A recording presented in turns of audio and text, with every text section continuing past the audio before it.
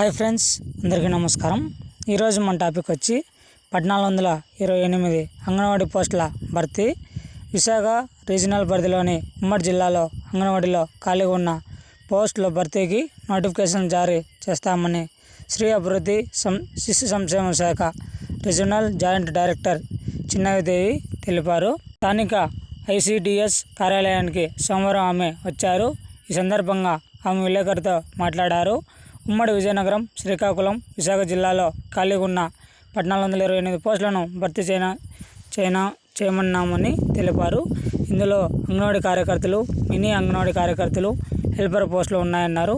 ఆయా కలెక్టర్ల వద్ద దస్తం ఆమోదం పొందిన వెంటనే నోటిఫికేషన్ జారీ చేస్తున్నవారని తెలిపారు. మినీ అంగన్వాడీ కేంద్రాలను మెయిన్ అంగన్వాడీ కేంద్రాలుగా మార్పు చేసేందుకు ప్రతిపాదనలు ప్రభుత్వానికి పంపించామన్నారు. అనంతరం కార్యాలయంలో వివిధ రికార్డులను పరిశీలించారు.